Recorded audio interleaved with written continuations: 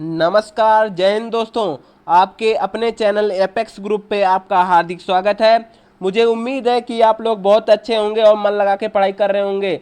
जी हाँ दोस्तों, रोजाना की तरह आज भी आपको 2 पीएम से हिंदी की क्लासेस करवाई जाएंगी। जी हाँ दोस्तों, 2 पीएम से आपको हिंदी की क्लासेस करवाई जाएंगी, जहाँ पे आपको डेली 30 प्रश्न 30 प्रश्न 30 चैप्टर से डेली करवाए जा रहे हैं दोस्तों। एक एक प्रश्न एक चैप्टर से डेली करवाता हूं दोस्तों। मैं आपसे वादा किया हूं कि आपको बुक उठाने की जरूरत नहीं पड़ेगी। आपको हिंदी की बुक उठाने की जरूरत नहीं है। बस आप डेली मेरे वीडियो को वॉच करिए और उसमें जो मैं मेन पॉइंट बता रहा हूं उसको नोट भी करते जाइएगा दोस्तों। चलिए स्टार्ट करते हैं आज का अपना वीडियो। चलिए दोस्तों देखिए, अगर आपको हमारा चैनल अगर आपको हमारा वीडियो और चैनल दोनों पसंद आता है तो वीडियो को लाइक करिए और चैनल को हमारी सब्सक्राइब जरूर करिए दोस्तों। शेयर जरूर करते रहिए दोस्तों। चलिए स्टार्ट करते हैं आज का अपना सेशन। सामान्य ज्ञान, सामान्य हिंदी। जी हाँ दोस्तों, यहाँ पे डेली आपको 2 पीएम से मॉडल पेपर करवाए जाते हैं दोस्तों। 2 पीएम से आपको मॉडल पेपर करवाए जाते हैं, जहाँ पे 30 प्रश्न 30 चैप्टर से डेली करवाए जाते हैं दोस्तों। डेली नए नए क्वेश्चन दोस्तों, डेली नए नए क्वेश्चन लाता हूँ दोस्तों, और उसके बारे में हर क्वेश्चन के बारे में मैं डिटेल में भी बताता हूँ। जुड़े रहिए दोस्तों हमसे। चलिए स्टार्ट करते हैं आज का अपना पहला क्वेश्चन।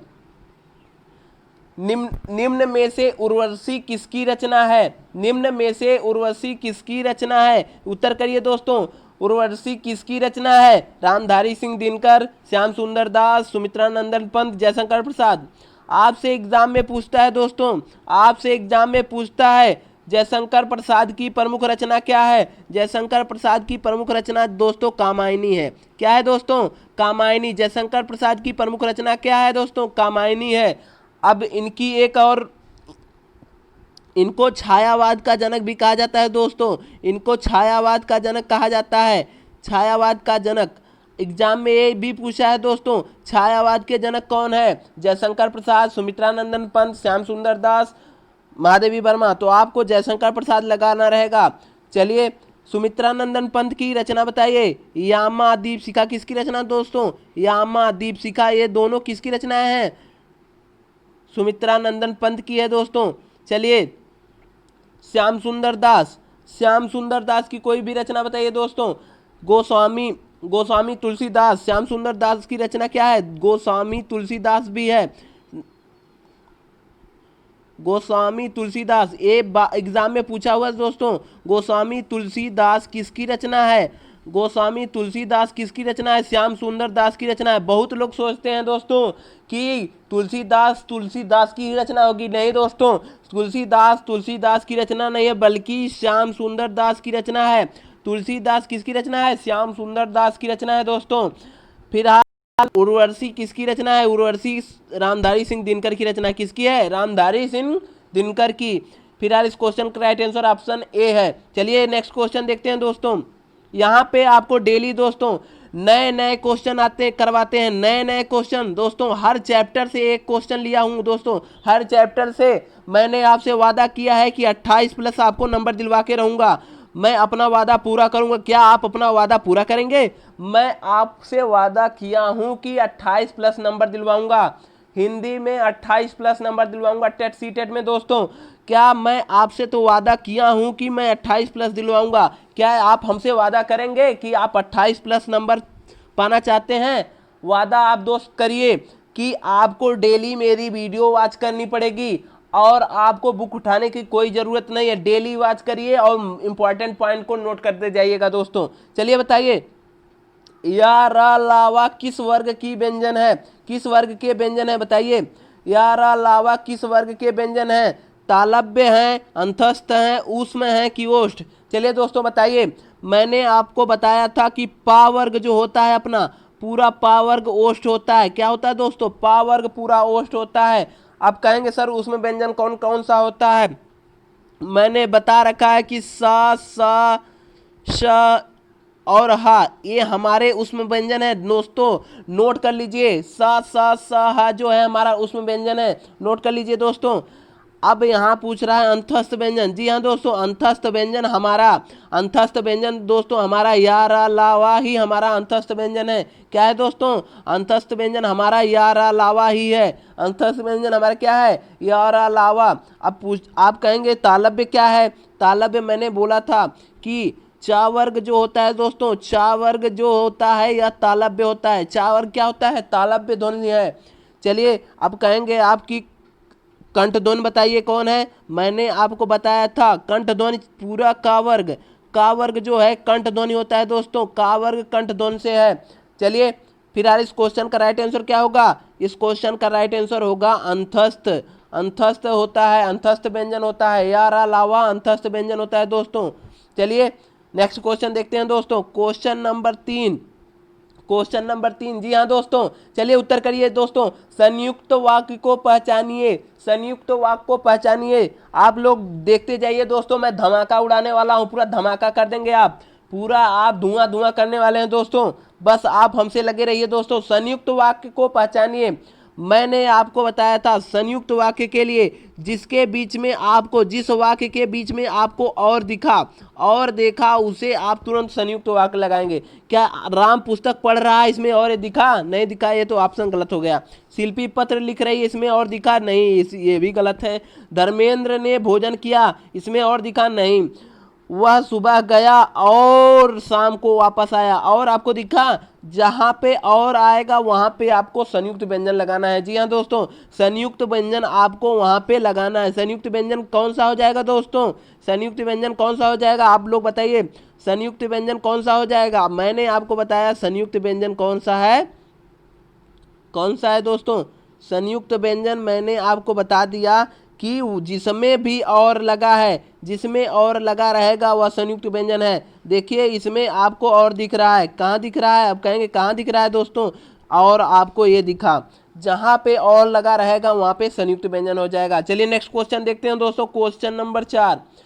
वृक्षों से पत्ते झड़ते हैं में कौन सा कारक है? मैंने आपको दोस्तों ट्रिक बता रखी थी। ट्रिक बता क्या रखी थी? कि ये वृक्ष है। क्या है दोस्तों? ये वृक्ष है। यहाँ से ये पत्ती गिर रही है। क्या पत्ती गिर रही है? आप बताइए। अब वृक्ष से जब पेड़ गिर गया, वृक्ष था, इससे अब पेड़ नीचे की तरफ गिर रहा है। देखिए नीचे की तरफ गिर रहा है, तो यह पेड़ से अलग हो रही हैं पत्तियां। क्या पेड़ से पत्तियां अलग हो रही हैं? मैंने बताया था जहां अलगाव की बात करते दोस्तों, अलगाव की बात जहां करें वहां तुरंत आपको अपादान कारक लगाना है। क्या लगाना है दोस्तों? अपादान कारक। अलगाव के लिए अपादान कारक होता है दोस्तों। अब कहेंगे कि कर्ता कहाँ होता है? कर्ता का क्या होता है? कर्ता जहां ने चिन्ह का लोप होगा, जहां ने चिन्ह का लोप होगा वहां पे कर्ता कारक होगा। संप्रदान, मैंने इसकी जोरदार ट्रिक बताई थी। संप्रदान, संप्रदान कारक कहाँ होता है? जहां पे किसी को कोई चीज वस्तु दान की जाता है, दान किया जाता है। जैसे राजा भिखारी को कंबल देता है, वह कंबल दे रहा है अपने हाथ से। राजा पहले अपने हाथ में लिया था, अब वह भिखारी के हाथ में दे दिया। अब वह भिखारी के हाथ में दे दिया, इसके बीच में जो एक गैपिंग आई है ना दोस्तों, यही अलगाव हो गया। एक दूसरे के हाथ से दूसरे के हाथ में गया, अलगाव हो गया दोस्तों। जहां पे कोई वस्तु किसी को दी जाती है वहां पे कौन सा कारक? संप्रदान कारक होता है। अधिकरण कारक में जहाँ पे मे पै पर आता है, जहाँ मे पर आता है, जैसे पेड़ पर पक्षी बैठी है, पेड़ पर बैठी, वहाँ अधिकरण कारक हो जाएगा दोस्तों। फिर हाल इस क्वेश्चन का राइट आंसर क्या होगा दोस्तों? इस क्वेश्चन का राइट आंसर हो जाएगा वृक्ष से पेड़ झड़ते हैं, वृक्षों से पत्ते झड़ते हैं, मतलब पत्ते झड़ रहे हैं वृक्ष से, क्योंकि वहां पे अलगाव हो रहा है। जहां पे अलगाव होगा वहां पे अपादान कारक लगाएंगे। क्या लगाएंगे? अपादान कारक। इस क्वेश्चन का राइट आंसर होगा दोस्तों ऑप्शन नंबर बी। चलिए दोस्तों नेक्स्ट क्वेश्चन देखते हैं, क्वेश्चन नंबर 5। कारक के कितने भेद होते हैं? जी हाँ दोस्तों, कारक के कितने भेद होते हैं? चलिए उत्तर करिए दोस्तों। मैंने आपको बार बार बताया है, बार बार कारक के बारे में बताया। जब भी कारक से क्वेश्चन लिया है तब मैं आपसे बताया हूं कि कारक कितने होते हैं दोस्तों। हमारे कारक कितने होते हैं? 8। कितने होते हैं कारक हमारे? 8 होते हैं दोस्तों। कारक हमारे 8 होते हैं। चलिए अब बताइए कि कारक कौन कौन से होते हैं दोस्तों। कारक कौन कौन से होते हैं? चलिए कारक 8 कारक होते हैं दोस्तों। जब हमारे 8 कारक होते हैं, आठों कारक के नाम क्या होते हैं? देखिए दोस्तों मैं बता रहा हूं, कर्ता कारक, कर्म कारक, करण कारक, संप्रदान कारक, अपादान कारक। देखिए दोस्तों, अपादान कारक, कर्ता, कर्म, करण, संप्रदान, अपादान, संबंध कारक, अधिकरण कारक और संबोधन कारक। कितने? संबोधन। ये हमारे 8 कारक हैं दोस्तों, यही हमारे 8 कारक हैं। कर्ता, कर्म, करण, संप्रदान, अपादान, संबंध, अधिकरण, संबोधन, ये हमारे कुल टोटल 8 कारक हैं दोस्तों। नोट कर लीजिए दोस्तों, कारक कितने होते हैं, आपको यहाँ से पता चल गया दोस्तों कि कारक कितने हैं। टोटल कारक 8 होते हैं। चलिए नेक्स्ट क्वेश्चन देखते हैं दोस्तों, क्वेश्चन नंबर 6। बहुत ही जोरदार क्वेश्चन है दोस्तों। बताइए, भाववाचक संज्ञा के अंतर्गत आते हैं, भाववाचक संज्ञा के अंतर्गत आते हैं। चलिए बताइए, भाववाचक, आप बताइए कि भाववाचक संज्ञा क्या होती है, जिसमें भाव को दर्शाया जाता है, भाव को किसी की, जैसे गुण, दोष, प्रेम, क्रोध, ये हमारे भाव हैं। क्या है दोस्तों? गुण, दोष, प्रेम, गुण, दोष, प्रेम, क्रोध, ये सारे जो हैं हमारे क्या हैं? भाववाचक संज्ञा हैं।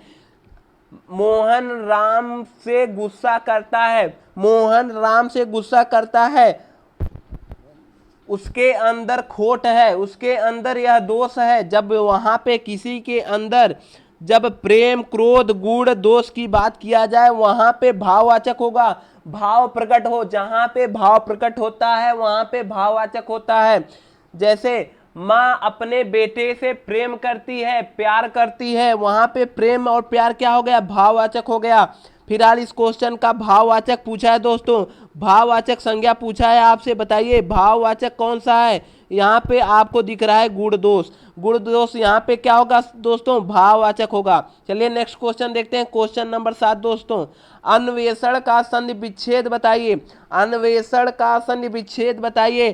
सीटेट में पूछा हुआ क्वेश्चन दोस्तों, सीटेट में पूछा हुआ है क्वेश्चन। अन्वेषण में शुद्ध संधि विच्छेद है। चलिए बताइए, अन्वेषण, अन्वेष धनड़, बताइए अनुधनवेषण, अनुधन एषण या अन्वेधनसड़।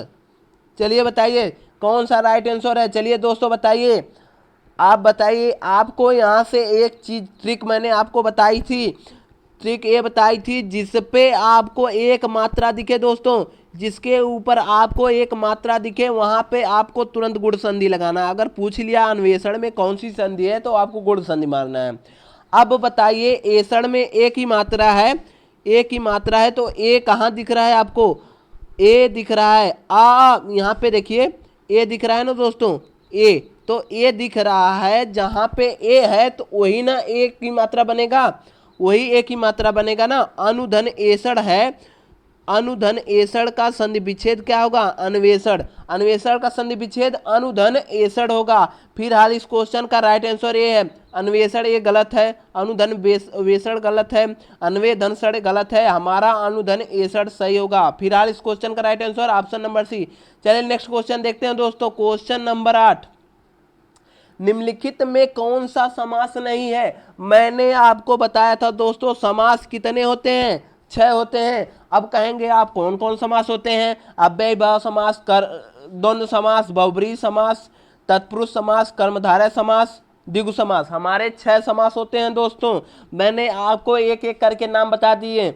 अब पूछ रहा है कि आप बताएं। पहले देखिए, मैं लिखता हूं यहाँ कौन कौन समास है। अव्ययीभाव समास आपको पहला दिख रहा है, द्वंद्व समास भी आपको दिख रहा है, बहुब्रीहि समास भी दिख रहा है।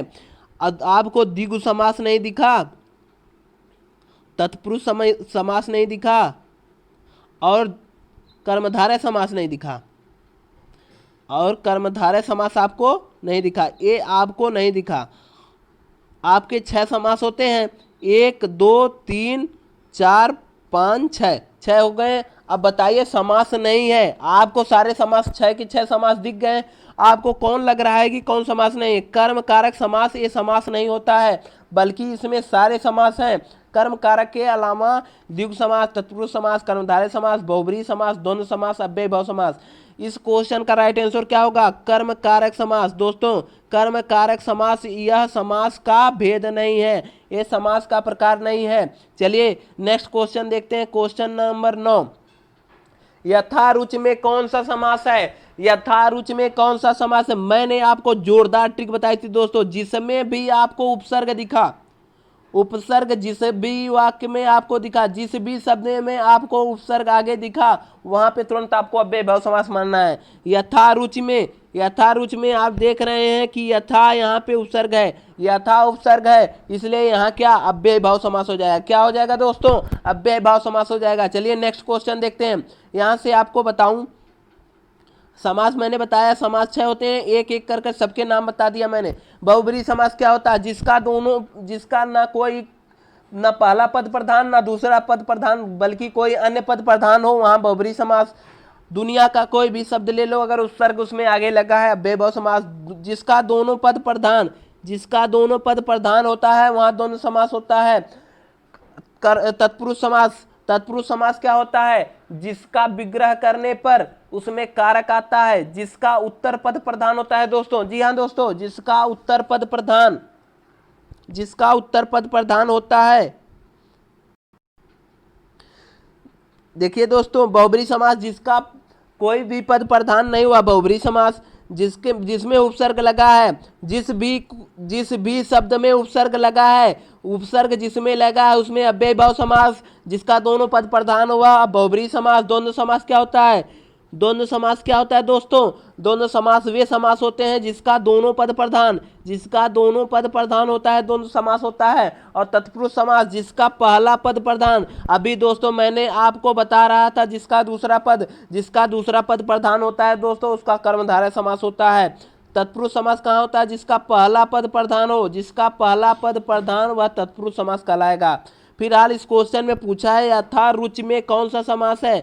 यथारुचि में कौन सा समास है? यथारुचि में आपको दिख रहा है दोस्तों, यथारुचि में आपको दिख रहा है कि उपसर्ग है, दिख रहा है ना आपको उपसर्ग है। यथा यहाँ पे उपसर्ग है, तो जहां उपसर्ग है वहां अव्ययभाव समास हो जाएगा। चलिए नेक्स्ट क्वेश्चन देखते हैं, क्वेश्चन नंबर 10 दोस्तों। राम थोड़ा बीमार है, इस वाक्य में थोड़ा में कौन सी क्रिया विशेषण है?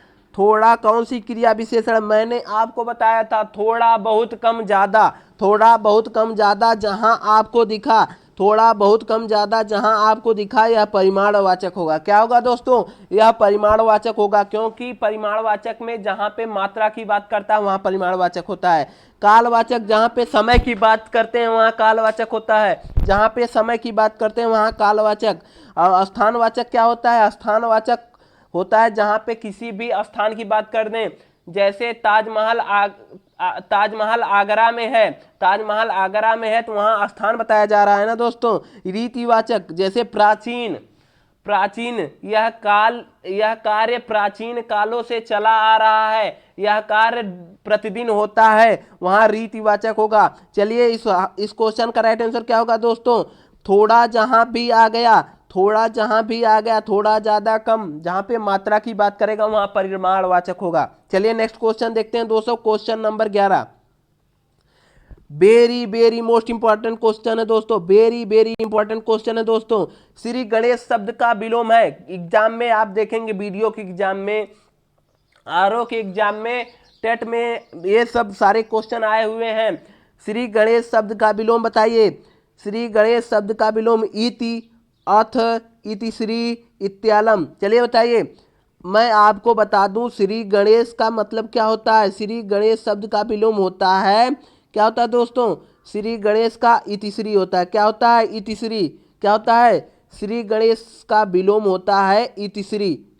फिलहाल इस क्वेश्चन का right answer option number C सही है। चलिए नेक्स्ट क्वेश्चन देखते हैं, इसको आप लोग रट लीजिए दोस्तों, नोट करिए कहीं आप पहले इसको। श्री गणेश का विलोम शब्द इतिश्री होता है, इतिश्री होगा दोस्तों, यही हमारा राइट होगा। चलिए नेक्स्ट क्वेश्चन देखते हैं, क्वेश्चन नंबर 12। ना नौ मन तेल होगा ना राधा नाचेगी। इसका अर्थ है ना नौ मन तेल होगा और ना राधा नाचेगी। चलिए बताइए, काम से जी चिराना, मन लगाकर काम करना, बुरा सोचना, असंभव कार्य। चलिए बताइए, जब तेल नहीं होगा तो राधा नाचेगी नहीं। जब यहाँ पे कह रहा है जब तेल ही नहीं तो असंभव कार्य है, जब बिना तेल का कैसे राधा नाचेगी। चलिए नेक्स्ट क्वेश्चन देखते हैं। इस क्वेश्चन का right answer option number D है। चलिए नेक्स्ट क्वेश्चन देखिए, नारियल शब्द का तत्सम है। आप पहले बताइए दोस्तों तत्सम क्या होता है। चलिए बताइए तत्सम क्या होता है। शुद्ध शब्द, किसका शुद्ध शब्द, संस्कृत का शुद्ध शब्द क्या होता है, तत्सम होता है दोस्तों। नारिकेल, नारिकेल, नारिकेला, नारिकेल, नारिकोल। चलिए उत्तर करिए दोस्तों, कौन सा आंसर सही है इसका। इसका राइट आंसर है आपका नारिकेल।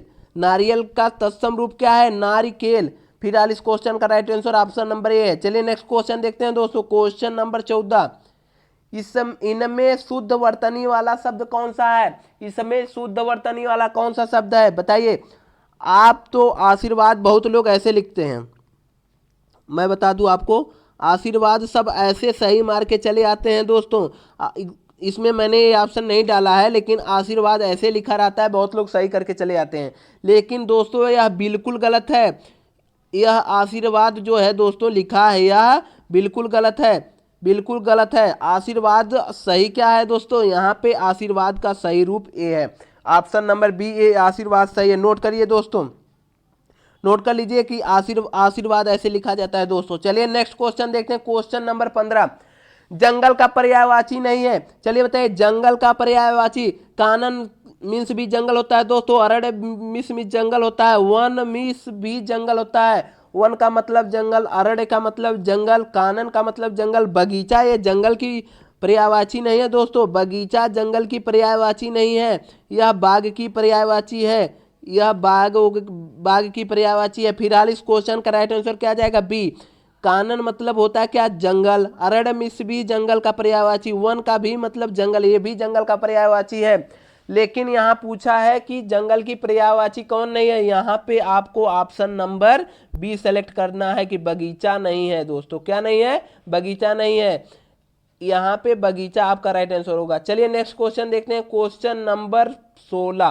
क्वेश्चन नंबर 16 देखिए दोस्तों, निम्नलिखित में से एक शुद्ध के, निम्नलिखित में से एक वाक्य के शुद्ध रूप का चयन कीजिए। इसमें एक वाक्य जो है शुद्ध है, उसको चयन करना है दोस्तों। बताइए, मैंने आपको कहा कि आप शेयर करते रहिए दोस्तों, शेयर जरूर करते रहिए, क्योंकि मैंने वादा किया। वादा वैसे नहीं पूरा होता है दोस्तों, वादा वैसे ही नहीं पूरा होगा, आपको कड़ी परिश्रम करना पड़ेगा दोस्तों, कड़ी परिश्रम करना पड़ेगा दोस्तों। चलिए बताइए, निम्नलिखित में एक वाक्य शुद्ध है, उसका चयन कीजिए। चलिए बताइए, वह दंड पाने योग्य है, ये आपको कुछ सही लग रहा होगा। वह दंड लेने योग्य है, ये तो बिल्कुल गलत है। वह दंड देने योग्य है, ये भी गलत है। वह दंड के योग्य है, ये तो बिल्कुल राइट लग रहा है दोस्तों।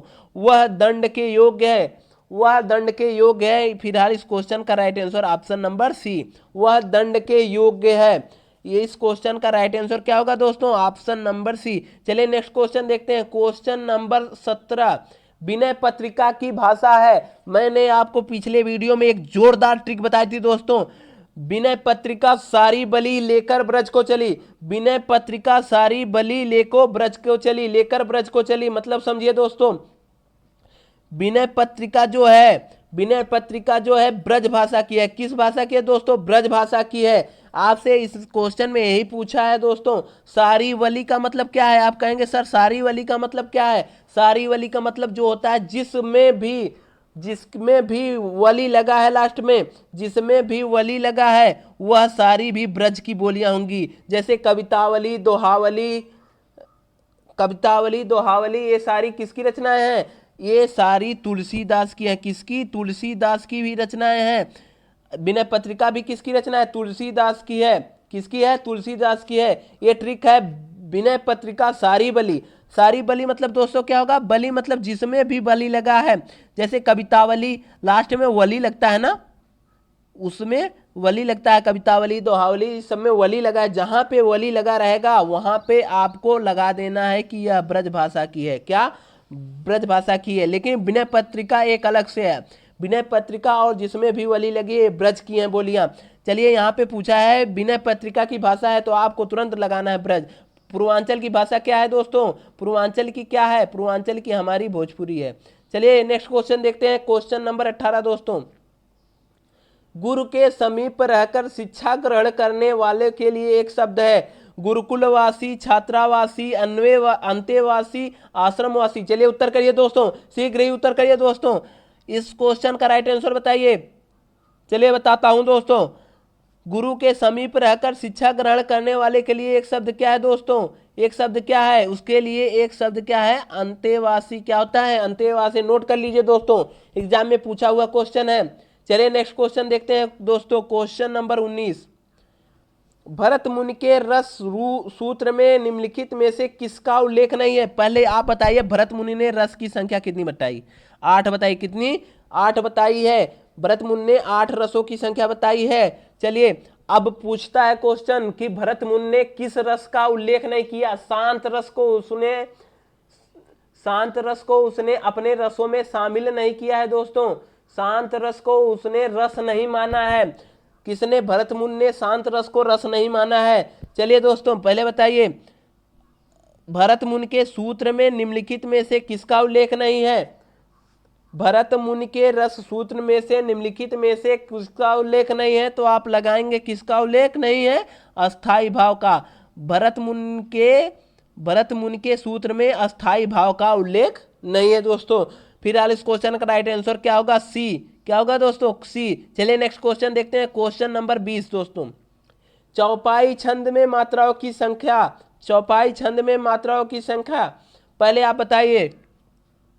रोला का उल्टा क्या होता है? रोला का उल्टा क्या होता है दोस्तों? सोरठा होता है। क्या होता है? सोरठा। अब बताइए आप कि रोला के प्रथम और तृतीय चरण में कितनी मात्राएं होती हैं?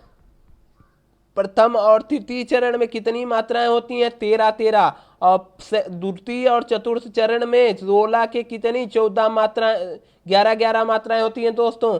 जब रोला का उल्टा सोरठा है तो सोरठा के पहले और तीसरे चरण में 11 मात्राएं, दूसरे और चौथे में 13 मात्राएं हो जाएंगी। रोला को क्या कहते हैं दोस्तों? रोला को कहते हैं अर्ध सममात्रिक छंद। रोला को क्या कहते हैं? अर्ध सममात्रिक छंद भी कहा जाता है। चलिए बताइए, चौपाई छंद में मात्राओं की संख्या कितनी होती है दोस्तों? 16 होती है। चौपाई छंद में मात्रा की संख्या कितनी होती है? 16। चलिए नेक्स्ट क्वेश्चन देखते हैं, क्वेश्चन नंबर 21। छंद पढ़ते समय आने वाले विराम को क्या कहते हैं? वेरी मोस्ट इंपॉर्टेंट क्वेश्चन है दोस्तों, वेरी इंपॉर्टेंट क्वेश्चन है। छंद पढ़ते समय आने वाले विराम को क्या कहते हैं?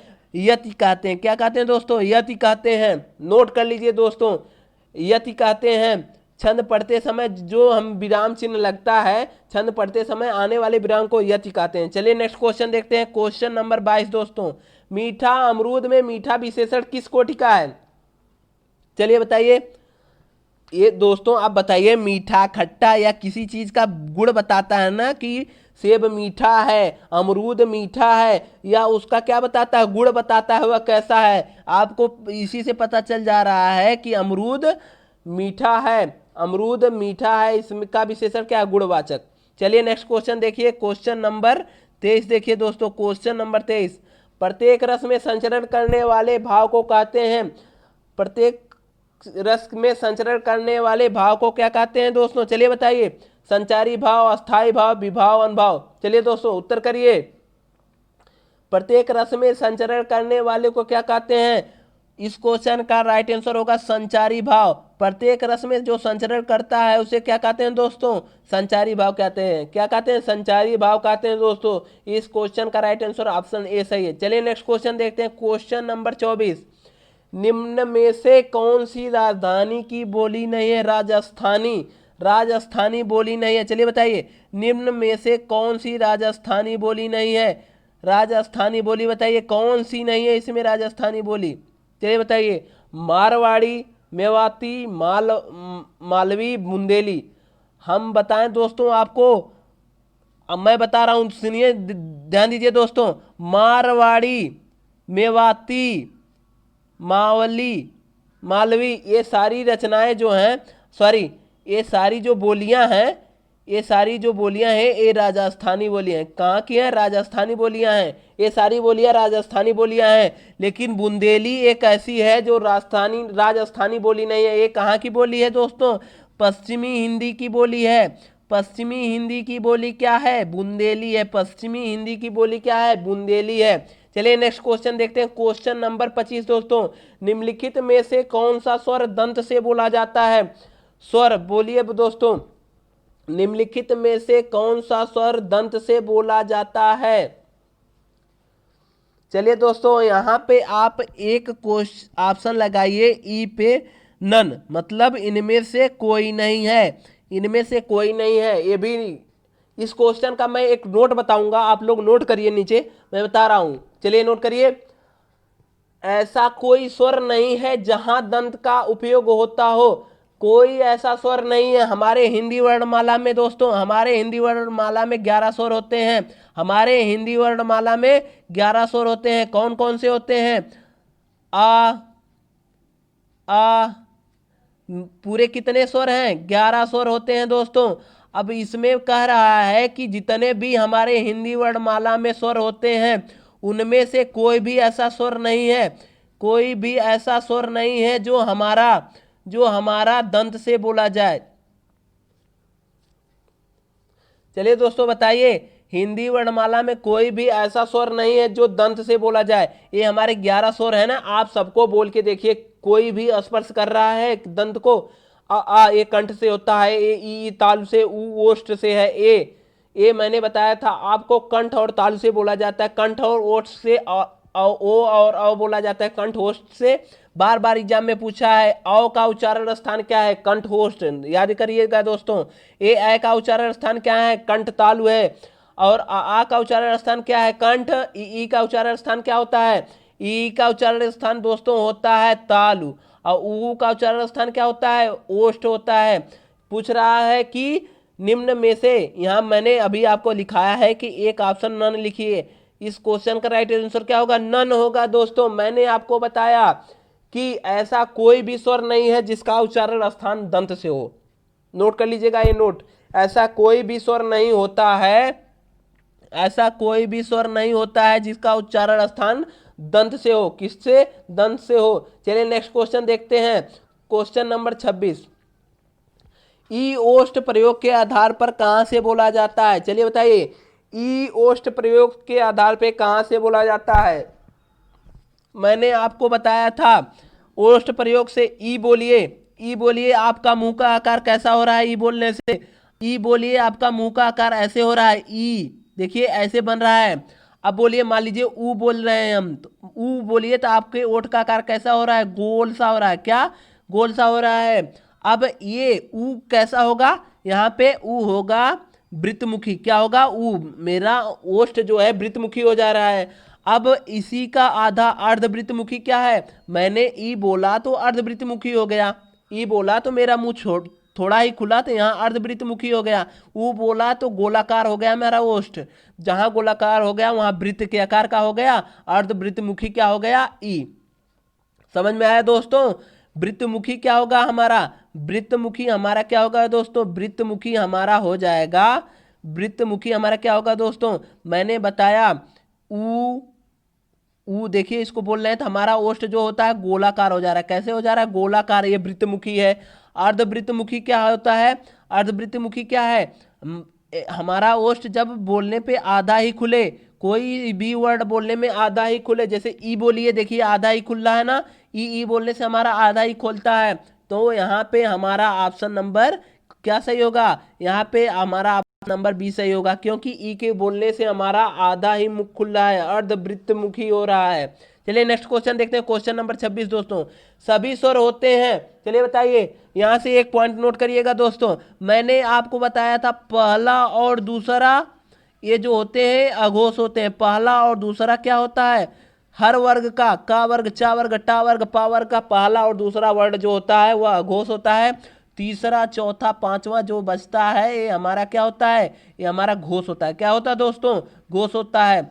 और एक चीज नोट करिए दोस्तों, सभी अल्प प्राण और महाप्राण, सभी अल्प प्राण और महाप्राण हमारे जो होते हैं ये क्या होते हैं, स्वर होते हैं। स्वर से सभी स्वर अल्प प्राण और घोष होते हैं। क्या होते हैं, सभी स्वर, क्या सभी स्वर हमारे अल्प प्राण और घोष होते हैं। फिलहाल इस क्वेश्चन में पूछा है सभी स्वर क्या होते हैं, अल्प प्राण और घोष होते हैं। नोट कर लीजिए दोस्तों। चलिए नेक्स्ट क्वेश्चन देखते हैं दोस्तों। क्वेश्चन नंबर 28 लुंठित वर्ड है, लुंठित वर्ड है। चलिए बताइए, वा रा टा चा, लुंठित वर्ड कौन सा है। यहाँ पे आपको मैं बता दूं लुंठित वर्ण हमारा रा है।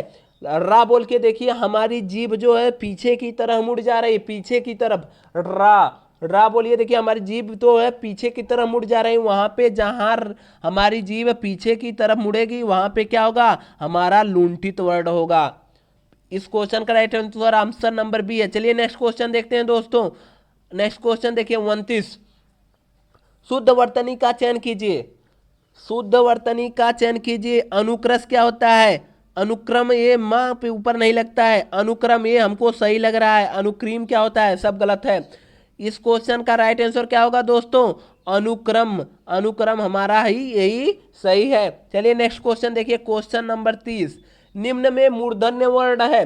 मूर्धन्य क्या होता है, मूर्धा से जो बोला जाता है दोस्तों, मैंने आपको बताया था का वर्ग जो होता है पूरा कंठ से बोलते हैं, और पूरा च वर्ग जो होता है तालु से बोलते हैं, और ट वर्ग पूरा जो होता है हमारा यह मूर्धा से बोला जाता है। जब मूर्धा पूछा है आपसे, मूर्धन्य पूछा है, तो ट वर्ग में देखिए कोई है, ये आपको दिख गया दोस्तों। ट वर्ग हमारा ट ठ है, तो जब ट वर्ग है यहाँ पे तो यही मूर्धा से होगा ना दोस्तों। हमारा मूर्धा से क्या बोला जाता है, ट ठ बोला जाता है। तो आपको मूर्धन्य वर्ण पूछा है तो ऑप्शन नंबर आपको सी लगाना है। क्या, सी। चलिए नेक्स्ट। जी हाँ दोस्तों, हमारा क्वेश्चन आज का यहीं समाप्त होता है। अगर आपको हमारा वीडियो पसंद आया है तो हमारे चैनल को सब्सक्राइब जरूर करिए। धन्यवाद। आप लगे रहिए, आपका टारगेट है 28+। मैं 28+ दिला के रहूंगा दोस्तों। नमस्कार दोस्तों, बहुत बहुत धन्यवाद।